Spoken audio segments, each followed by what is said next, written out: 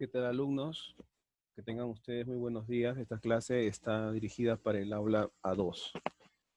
¿Ya? Esta clase está dirigida entonces para el aula A2.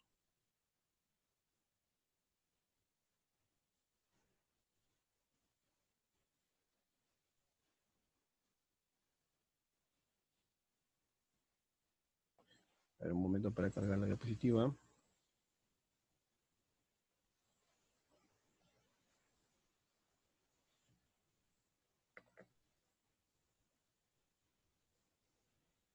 Muy bien, ya lo tenemos acá. Bien, entonces, el tema que vamos a ver el día de hoy es respiración celular, pero antes vamos a terminar una explicación sobre virus, que quedó pendiente. Nos quedamos, me parece, en esta diapositiva, en el video anterior. Muy bien, entonces vamos a ver por acá, a ver, ya. Bueno, en la explicación de la clase anterior estábamos trabajando acerca del ciclo lítico, de los fagos, en este caso que el que estamos estudiando. Nos quedamos explicando, terminamos de explicar la síntesis de capsómeros, ¿no? En que en el interior, perdón, de la célula se estaría ya formando, se estaría sintetizando los capsómeros, que son las proteínas que van a dar origen a los cápsides, ¿no? Y otras proteínas componentes del virus. Entonces, eso se explicó en el video pasado. Luego de eso viene, vamos a ver por acá, viene el ensamblaje de nuevos virus o la fase de ensamblaje. Entonces, en esta fase se van a formar nuevos virus, se arman nuevos virus, todas esas proteínas que se han logrado sintetizar se comienzan a ensamblar, así como si ensambláramos las partes de un auto. Y de tal manera que ahí ustedes pueden ver lo de color rosado sería el material genético, es el ADN, que justamente mientras se va esto, se va ensamblando, el ADN se encuentra ya en el interior, durante el ensamblaje, el ADN se introduce dentro del cápside, ¿sí? Mientras se va ensamblando. Muy bien, entonces aquí tendríamos la fase de ensamblaje. Se ensamblan las proteínas para formar los nuevos virus. Ustedes pueden observar, ¿correcto? Ustedes pueden observar aquí, por ejemplo, han podido disculpen, pero han podido observar de que se está ensamblando y ya se están formando los nuevos virus con su material genético en el interior, con su ADN. Y una vez que esto ocurre, luego estos virus tienen que ser liberados. ¿Ya? Ahí está, tienen que ser liberados, tienen que liberarse para que puedan quizás infectar a otras células. Entonces, una vez ensamblado todas las proteínas para formar los nuevos virus, llega a la fase última que es la liberación o lisis. En la lisis o liberación lo que ocurre es que la célula bacteriana se rompe, se va a alisar. Ya esa bacteria se rompe, se lisa y los virus, en este caso los fagos, quedan libres, ¿no? Se liberan. Por esa razón se le conoce como lisis o liberación, porque lisis porque la célula se rompe, pues, ¿no? La célula se lisa. Miren cómo se rotó la célula bacteriana y los virus quedan libres. Se van a liberar los virus. Muy bien, hasta ahí hemos terminado la explicación del ciclo lítico, ¿no? Estábamos trabajando el ciclo lítico en el caso de los virus. Ya, hasta ahí se ha terminado esa explicación. Vamos a continuar entonces. Vamos a continuar por acá, un momento.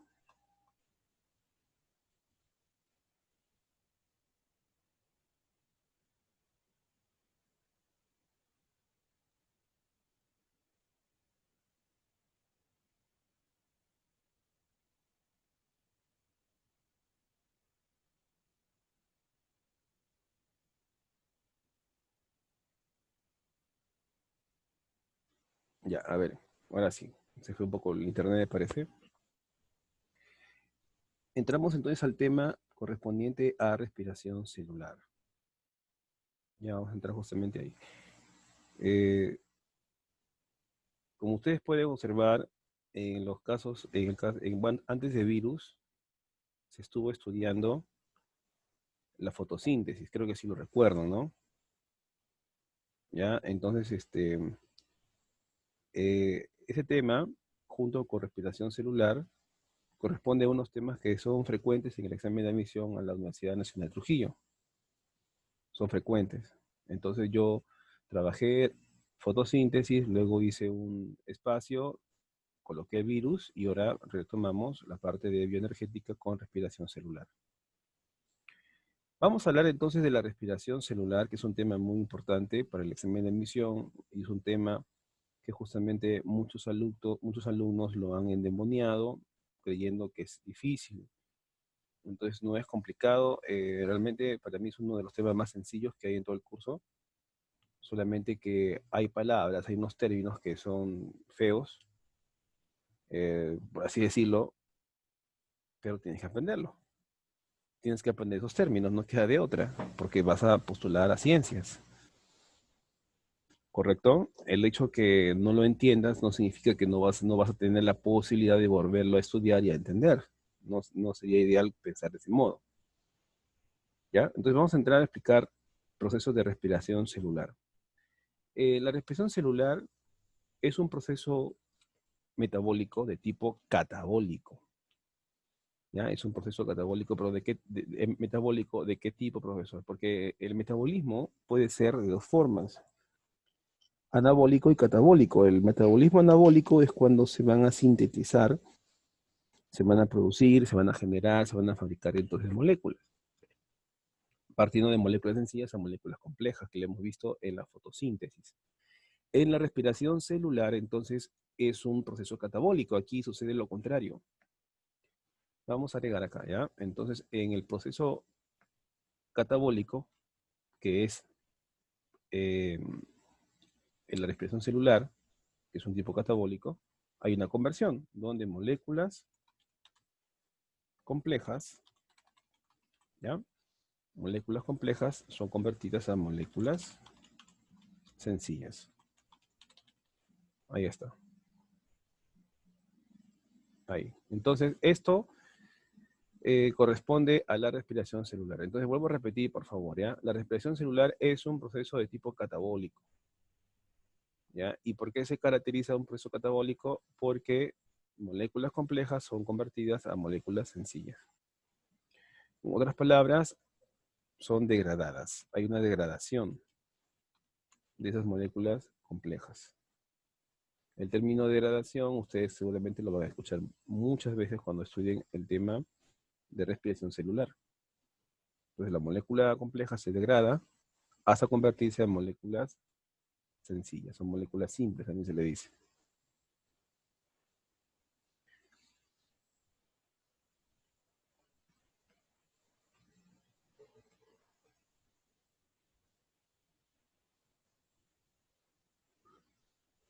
Muy bien, continuamos por acá entonces. Ahora, en la respiración celular, a diferencia entonces de la respiración, a diferencia, disculpen, de la fotosíntesis, ¿ya? A diferencia de la fotosíntesis, la respiración celular es un conjunto de reacciones netamente exergónicas. A ver, o especialmente exergónicas, o en su mayoría, casi en su totalidad, son exergónicas. ¿Qué significa esto? Que en la respiración celular, entonces, durante estas reacciones hay liberación de energía.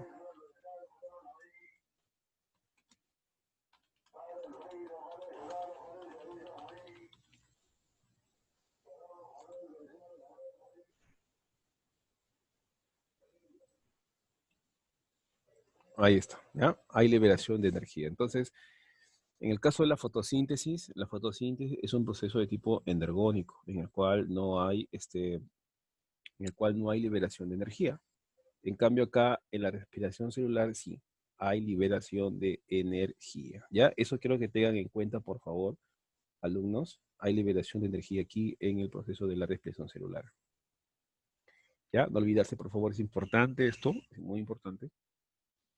El proceso, entonces, de la respiración es catabólico. Y la denominación de respiración celular se debe a qué, profesor? Se debe a la participación del oxígeno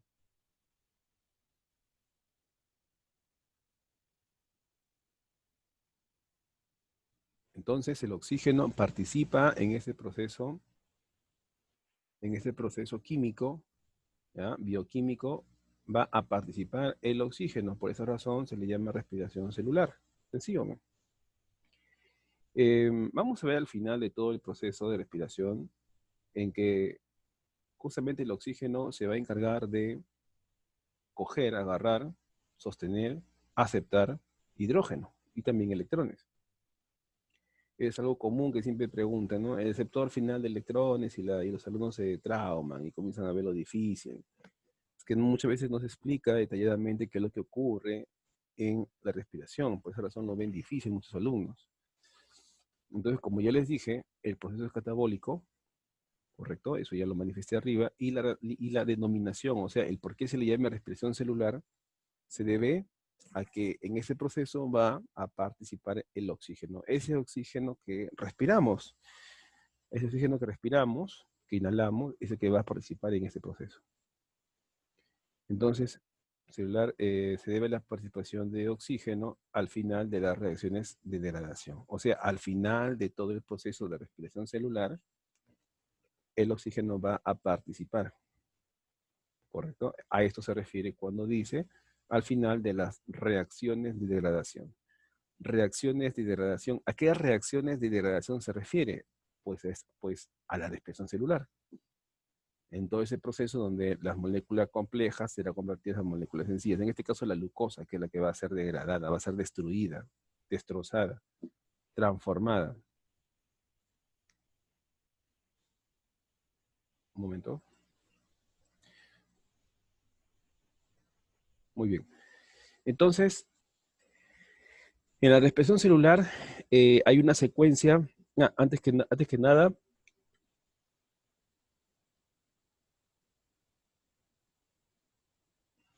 esta imagen que ven aquí, no la dibujen, por favor.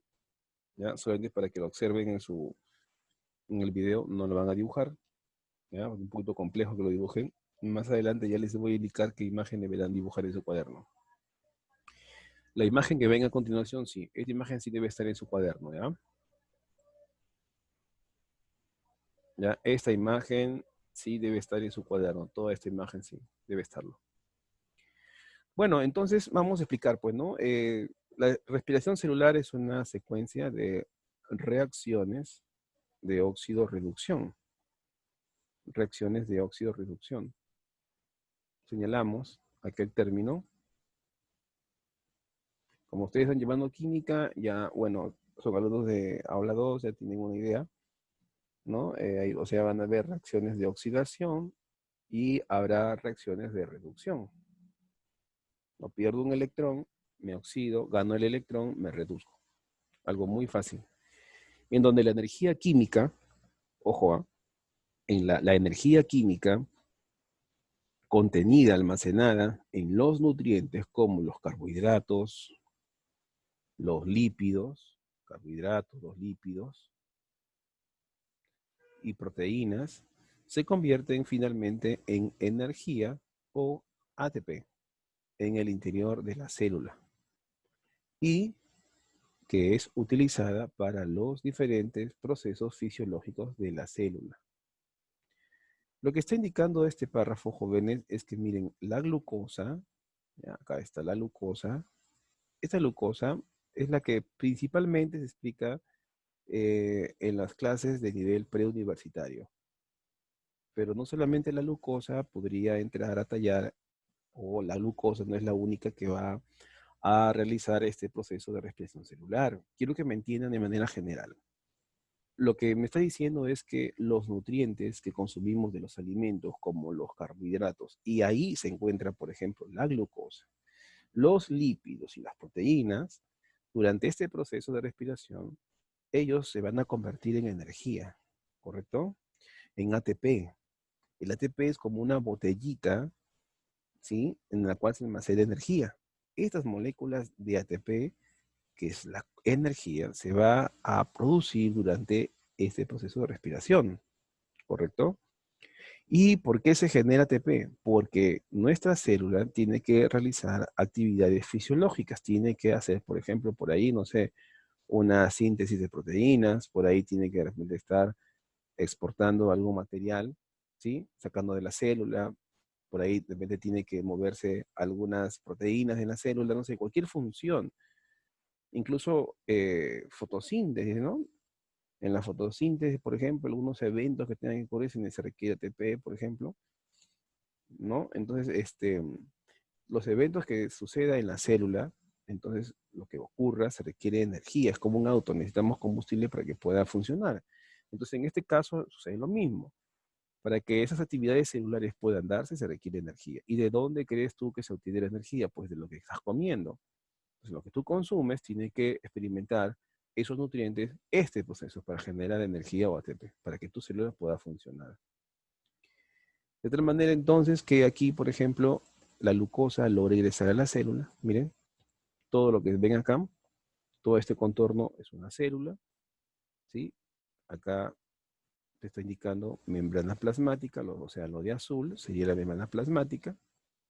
¿Ya? Y justamente esta imagen que usted, alumno, está observando, es una imagen realmente adecuada, interesante para explicar, ¿no? Es una imagen bien entendible, no está difícil.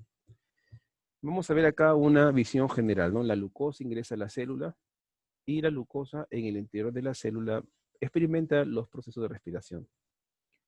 Por ejemplo, realiza la glucólisis, luego la glucólisis es un proceso en el cual la glucosa será convertida a piruvato o ácido pirúvico y este ingresa a la mitocondria. Y en la mitocondria ocurren procesos como el ciclo de Krebs, entre otros, de tal manera que se va a generar moléculas de ATP. Entonces, la mitocondria genera ATP, no solamente la mitocondria, bueno, la mitocondria genera cantidades realmente elevadas de ATP.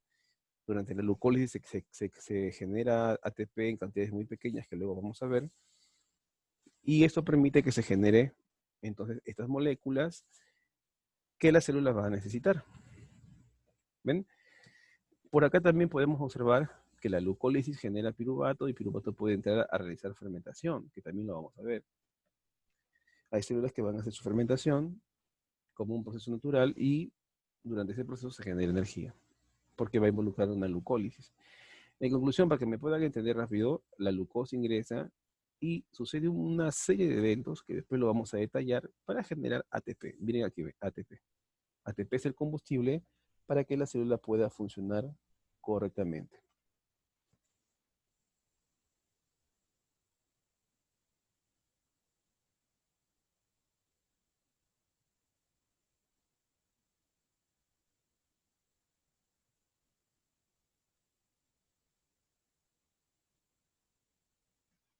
Muy bien, entonces continuamos. A ver por acá. Entonces, como les estaba diciendo, lo que se necesita entonces es que la glucosa entre a la célula y suceda todo el proceso para generar ATP. Pero no solamente es la glucosa, como les digo, también son otros nutrientes como los lípidos y las proteínas. Pero a nivel pre, siempre se está hablando de la glucosa, lo que se enseña para el examen de admisión. Entonces, estudiaremos el catabolismo de los carbohidratos. Eso es lo que vamos a ver en nuestro capítulo de respiración. Muy bien, continuamos por acá. A ver un momento.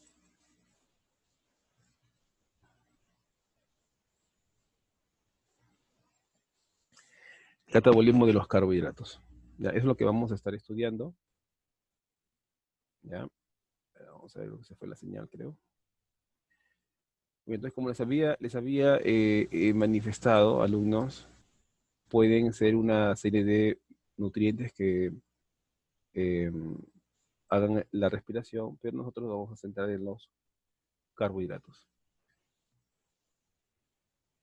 Los disacáridos, como por ejemplo fructosa, manosa, ¿no? Sacarosa, o polisacáridos como el almidón, celulosa, que ingieren los animales en los alimentos, para ser utilizados por las células, deben ser hidrolizados. ¿Qué significa hidrolizados? Que vamos a romper sus enlaces químicos de tipo glucosídicos que están manteniendo unidos a sus unidades monoméricas, que son los monosacáridos. De tal manera como dice aquí, deben ser hidrolizados en sus unidades monosacáridas, o sea, en sus componentes individuales. Este proceso se lleva a cabo en el interior del tubo digestivo, mediante enzimas hidrolíticas. ¿Ya? Eso se encarga el sistema digestivo. La glucosa es el principal y más abundante de los monosacáridos. Pues lo encontramos en la celulosa, por ejemplo, acá pueden ver celulosa, miren, ve, estas cadenas son de celulosa, y si agrandamos esta cadena, podemos observar aquí varias glucosas que están unidas. Cada hexágono verde es una glucosa, y en cadena, miles y miles de ellas forman la celulosa. Acá, por ejemplo, tenemos el almidón. El almidón está compuesto por dos moléculas, amilosa y amilopectina, que como ustedes ya lo hemos visto anteriormente. Y aquí, por ejemplo, en la amilosa se observan varias bolitas que están unidas unas con otras. Acá también la amilopectina. Y cada bolita sería justamente la glucosa. Por ejemplo, acá la amilosa lo vemos agrandada. Vemos las moléculas, acá están la glucosa, glucosa, glucosa, glucosa. Todas ellas son glucosas. Entonces, los animales, por ejemplo, que podemos ver un conejo que está consumiendo el pasto, ellos están ingiriendo celulosa. Acá, esta familia están consumiendo carbohidratos. Podemos ver acá un choclo, si no me equivoco, ¿sí? Entre otros, y el choclo, papa que puedan estar comiendo contiene almidón. El sistema digestivo se va a encargar de ese almidón hidrolizarlo, romper los enlaces para liberar la glucosa, la cual será absorbida en el intestino delgado y pasaría a la sangre llevando esta glucosa a las células del cuerpo, tanto en humanos como en animales.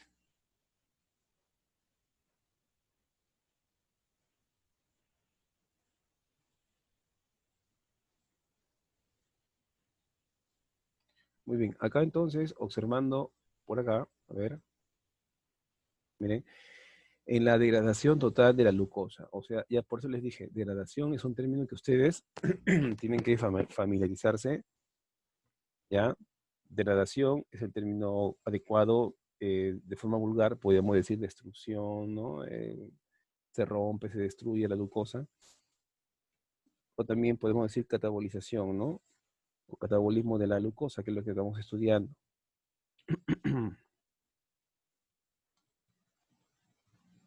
Muy bien, entonces, en la degradación total de la glucosa o descomposición de la glucosa, para que me entiendan, ¿ya? Y hasta el aprovechamiento completo de toda la energía que va a liberar esa descomposición, esa destrucción, esa degradación de la glucosa, se distinguen cuatro etapas. Hay cuatro etapas bien definidas, bien interesantes para poder conocer cómo es que se degrada la glucosa al ingresar a la célula. En esta figura, ¿sí? También la van a dibujar, esta figura la dibujan en su cuaderno. Tenemos etapa número 1, 2, 3, 4. Acá está la célula, ¿ya? Y justamente estamos diciendo que en esta célula ocurren las cuatro etapas. La primera etapa es la glucólisis, acá lo estoy escribiendo. Lo estoy acá resaltando en el rectángulo, la glucólisis. Entonces, como ustedes pueden ver acá en esta glucólisis, consiste básicamente en que la glucosa que llega a la célula experimenta este proceso llamado glucólisis, y la glucosa es convertida, transformada a una molécula llamada piruvato o ácido pirúvico. Esa es la parte número 1, la etapa número 1. Entonces la glucosa se convierte a piruvato o ácido pirúvico, y a todo esto se le llama glucólisis. El piruvato ingresa a una mitocondria. Cuando el piruvato ingresa a la mitocondria, vaya al interior, aquí ya se desencadena las siguientes etapas. Entonces tendría yo por acá, a ver, las siguientes etapas, estas cuatro etapas, las tres etapas siguientes, ya ocurrirían en la mitocondria, como ustedes pueden observar aquí. Ahí está, ¿ya? O sea, acá tenemos la primera etapa. Vamos a poner acá 1. Y tenemos acá de la etapa 2 hacia la etapa 4.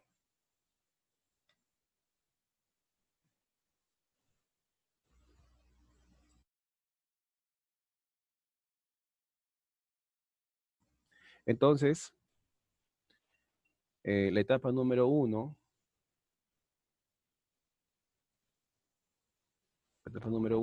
es la glucólisis. La etapa número 2 es cuando el piruvato o ácido piruvico ingresa a la mitocondria. Y la etapa número 2 se conoce como formación de acetilcoenzima A. O sea, el piruvato será convertido a una molécula llamada acetilcoenzima A. Esta es la segunda etapa de la respiración. Luego, esta acetilcoenzima A es usada en un ciclo llamado ciclo de Krebs. Para que el ciclo de Krebs funcione, tiene que llegar esta molécula acetilcoenzima A. Y ahí estaríamos en la segunda etapa, que se le conoce como el ciclo del ácido cítrico o ciclo de Krebs. En este ciclo de Krebs se van a formar unos compuestos que son necesarios para generar ATP. Estos compuestos tienen que irse aquí, a estas estructuras que aparecen unas lengüitas, que acá lo voy a indicar con una flecha negra, ahí está, miren, que se llama cresta mitocondrial.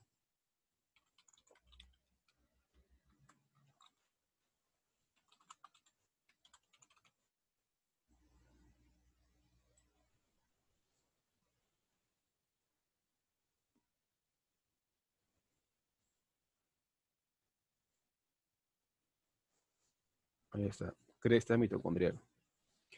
Entonces, en esa cresta mitocondrial, ahí tienen que llegar esos compuestos que se han desarrollado en el ciclo de Krebs, que son unos transportadores de hidrógeno llamados NADH y FADH2, que lo vamos a ver luego, ¿no? Eso lo vamos a ver luego.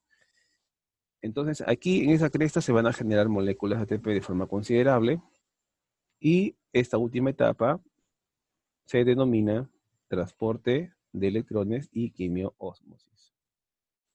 Se le llama así. O también se le conoce como fosforilación oxidativa. ¿Ya? Acá le podemos mirar fosforilación oxidativa.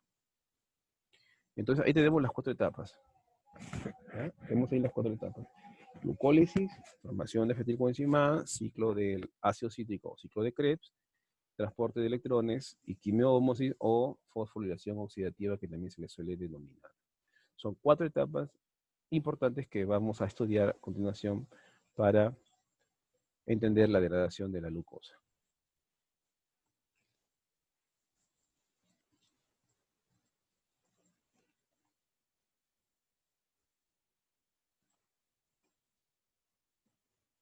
Muy bien. La respiración celular presenta 2 etapas, una etapa anaeróbica y una etapa aeróbica. Ya, esto tiene que estar bien claro, bien claro. Entonces, la respiración celular en su etapa anaeróbica se refiere que se lleva a cabo en el citoplasma, sucede ahí la respiración anaeróbica con ausencia de oxígeno, donde intervienen enzimas citoplasmáticas. O sea, significa que la respiración anaeróbica ocurre en el citoplasma de la célula y no justamente no utiliza oxígeno, no requiere de oxígeno. ¿Comprendido? Entonces tengo 2 respiraciones. La primera es anaeróbica. ¿Dónde ocurre? Citoplasma de la célula. ¿Requiere oxígeno? No. La segunda etapa de la respiración es la etapa aeróbica, donde ocurre la respiración aeróbica. Esta respiración aeróbica ocurre en la mitocondria. Se le llama aeróbica porque ocurre en presencia de oxígeno. Va a utilizar oxígeno para poder producir agua. ¿Ya? Entonces ahí tenemos las 2 etapas de la respiración, anaeróbica y aeróbica. Anaeróbica no requiere oxígeno y sucede en el citoplasma. Aeróbica sí requiere oxígeno y ocurre en la mitocondria. Muy bien, alumnos, hasta acá hemos terminado esta primera parte de respiración celular. Espero os haya gustado y en las siguientes clases estaremos ya culminando. Ha sido un gusto, nos vemos. Gracias.